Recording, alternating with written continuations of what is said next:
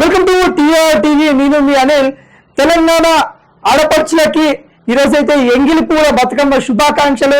ప్రతి అక్క చెల్లెలకి ఎంగిలి పూల బతుకమ్మ శుభాకాంక్షలు. చాలా మంది ఈ వీడియో చూడాలి. అక్క చెల్లెలు బతుకమ్మ పండుగ చాలా మంది తెలంగాణలో అయితే చాలా గ్రాండ్ గా చేసుకుంటారు. ఈ రోజు బతుకమ్మ పండుగ ఈ రోజు స్టార్ట్ అవుతా ఉంది. ఈ రోజుతోని 9 రోజులు బతుకమ్మని ఘనంగా సెలబ్రేషన్ చేసుకుంటారు. విలేజ్లలో, పల్లెలలో, సిటీలలో కూడా ఇప్పుడు సెలబ్రేషన్ చేసుకుంటా ఉన్నారు. అయితే ఇప్పుడు ఏంటంటే వార్త నేనేం చెప్పనున్నా అంటే, తెలంగాణలో బతుకమ్మ పండుగ వస్తుందంటే ఆడపడుచులకి గతంలో కేసీఆర్ చీరలు ఇచ్చేవారు.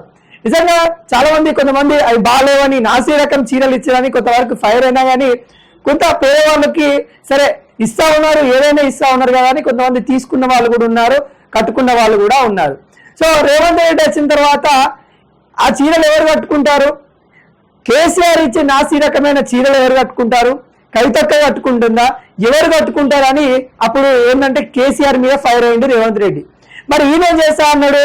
ఈయన అధికారంలో వచ్చిన తర్వాత ఒక్క చీర కాదు 2 చీరలు తీసుకొచ్చి మా అక్క వేళలకు మంచి అంటే నాణ్యతమైన చీరలు, చేనేత చీరలు తీసుకొని వచ్చేసి మా తెలంగాణ అక్క చెల్లెలకి పండుగ రోజు ఇస్తా అని చెప్పిండు. మరి ఇప్పుడు ఊసు లేదు. మొన్న చెప్తా ఉన్నాడు, బతుకమ్మ చీరలు బదులుగా వాళ్ళకి నగదు బహుమతి ఇస్తా అని చెప్తా ఉన్నాడు. అంటే నగదు రూపంలో అకౌంట్లో కొంత డబ్బులు వేస్తా, 500 వేయాలా, 1000 రూపాయలు వేయాలా, దాని మీద సమీక్ష చేస్తా ఉన్నాము. అదే నమోదు వచ్చిన తర్వాత అంటే ఆ సమీక్ష వివరాలు వచ్చిన తర్వాత ఖచ్చితంగా అక్క వేళలకి డబ్బులు వేస్తామని చెప్పింది రేవంత్ రెడ్డి. మరి నిజంగానే మరి వేస్తారా అని అంటే మరి ఆ ఊసు లేదు, ఏమీ లేదు. నిజంగా అప్పుడు కేసీఆర్ ఒక చీరని ఇచ్చేది 2 చీరలు ఇస్తా అని చెప్పిన వ్యక్తి, మరి నగదు బహుమతి ఇస్తా అన్న వ్యక్తి మరి ఇప్పుడు ఏమీ ఇవ్వకుండానే మరి తప్పించుకునే దాఖలాలు కనబడతా ఉన్నాయి. ఒకసారి రేవంత్ రెడ్డి ఎలక్షన్ ముందు కానీ తర్వాత బతుకమ్మ చీరల గురించి ఏ విధంగా మాట్లాడినా మీకు ఒకటి వీడియో కూడా చూపిస్తాను. తను మాట్లాడిన విధానము, తను ఏ విధంగా చెప్పిండు మరి అక్క వేళల గురించి, తెలంగాణ బతుకమ్మ చీరల గురించి తను మాట్లాడింది ఒకసారి వినిపిస్తాను, వినండి.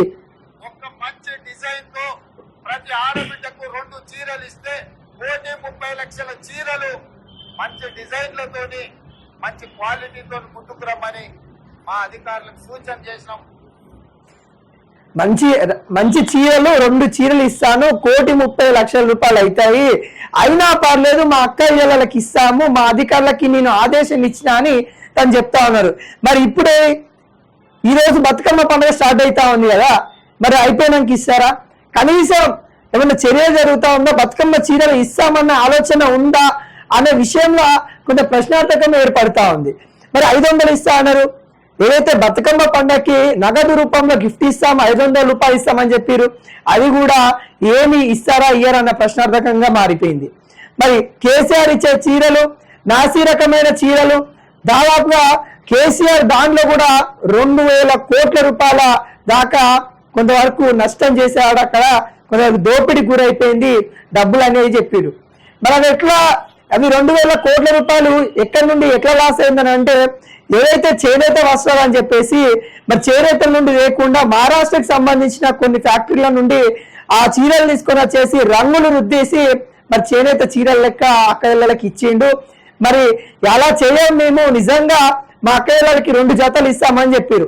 అరే ఆయన తప్పు చేసినట్టు ఉన్నాడు, ఆయన మీరు నిరూపించలే, మీ మాటలో చెప్పారు, రేవంత్ రెడ్డి మాటల్లో చెప్పారు. కానీ ఇప్పుడు మీరు ఏం చేసేయండి, తను చేసిన తప్పు కాకుండా మీరు నిజమైన చేనేత వస్త్రాలు ఏవైతే ఉంటాయో ఇచ్చే దాఖలాలు ఇవ్వాలి. కేసీఆర్ ఏమన్నాడంటే, చేనేత వాళ్ళకి వలసలు పోకుండా ఉండడానికి, అక్క చెల్లెలకి చీరలు ఇవ్వడానికి వాళ్ళ దగ్గర ఆ చీరలు తీసుకొని మేము వీళ్ళకి ఇస్తామని చెప్పారు. కానీ అక్కడ వాళ్ళకి ఉపాధి కల్పించినట్టు ఉంటుంది, ఇక్కడ వీళ్ళకి చీరలు ఇచ్చినట్టు ఉంటుంది అని కేసీఆర్ ఆలోచించి చేసిన పథకమే బతుకమ్మ చీరలు.